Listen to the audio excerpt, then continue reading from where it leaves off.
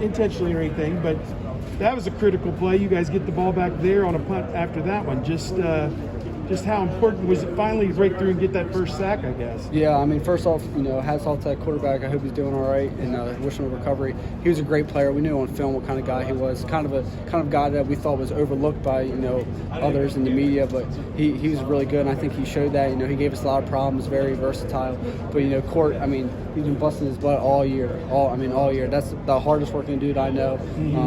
He's my brother, and I love him. And just to see the hard work pay off, he deserves every minute of it. Hey, man, thanks a lot. Yeah, Best no of luck. Thank you. Okay. Just thoughts on bouncing back from Michigan. I know the defense really took that to heart and wanted to make those improvements. So to have that performance in the first half and make those adjustments in the second half, what was that like? What kind of confidence did that build? And just I was just saying before he came over, it's huge to get confidence like that in the offseason. I think it's really going to be a turning point on the defensive side of the ball in this program. First half obviously it didn't perform the way we wanted to. Went in, guys stepped up, came out with a lot of confidence. We turned the table. I think it starts with energy, it starts with passion. I think at times we lacked that this year, and I think we came out, with intent to, really execute the defense, and we did, and it felt good.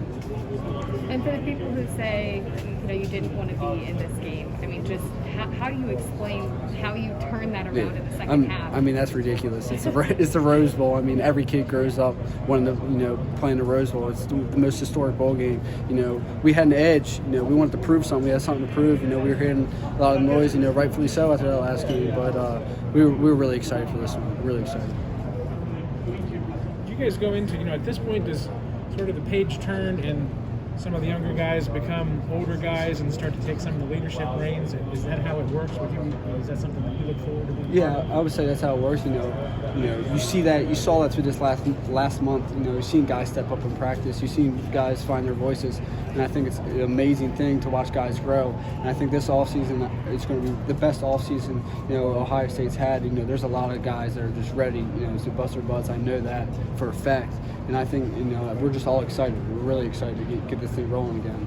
Bryson, what do you think is the biggest thing that changed for you guys after halftime to allow the defense to play much better in the second half? It's just a mindset. I mean, defense it just comes down to a mindset, and I think at times we lack that kind of dog mentality that all these guys all these greats before us talk about. And I think we found that, and I was just telling them I think it's a turning point for this program, really, for this defense. And I think it just builds a lot of confidence and momentum going into the offseason. Is there anyone in particular at halftime who said something to the defense to kind of get you guys on the right track? Yeah, I was just telling them Demario Davis. You know him, the passion he has for this program, it's unmatched. And I love Demario. I'm really going to miss him. And without him, things could have gone sideways there. He really gathered the group, got us in, got us all going. What did he say?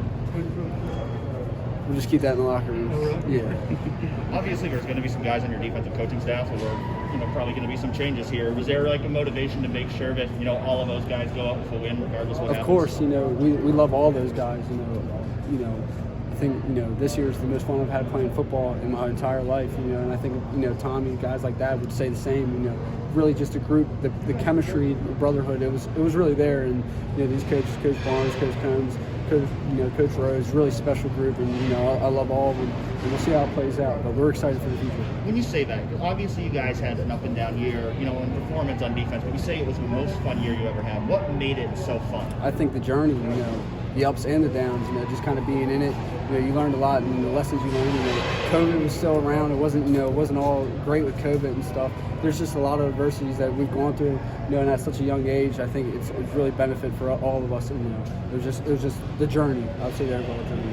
What do you think are the biggest pieces of adversity, the biggest lessons you learned this year that you're now going to be able to apply to being better in 2022? I would say you just got to keep swinging. Coach Day talks to you all the time. Just keep swinging. Things aren't going to go your way. There's going to be people that doubt you in everything you do, really. You just got to block out that noise, put your head down, and just keep going and keep swinging.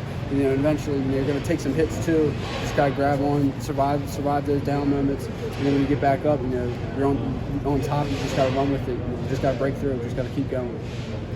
When you're watching your offense look like that in the second half, when you're watching guys who you practice against every day, and CJ and Jackson connect in the way that they did, what's the impact on the defense when you're seeing them play like that? It made me happy. It made us all really happy. first after the first half, we knew they're going to have to keep scoring, and our offense and Jackson Smith. I mean, his play speaks for itself.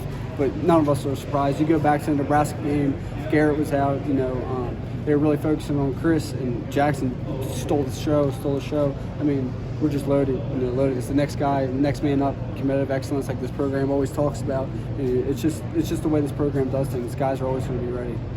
Last question. You mentioned Demario giving that speech. Can you explain kind of what he meant to you and meant to this team that maybe people didn't see behind the scenes? Yeah, I mean, Demario is one of the most honest, truthful, big-hearted guys I've ever been around in the locker room, and he's nothing but great.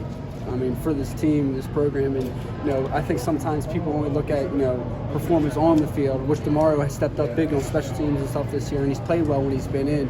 But what they don't see is the impact these guys have in the locker room and have on the team. I mean, his impact.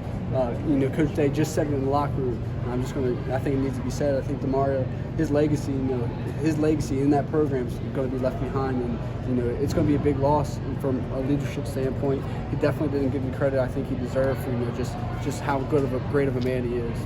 Awesome. Thank you. Thank you. Appreciate it.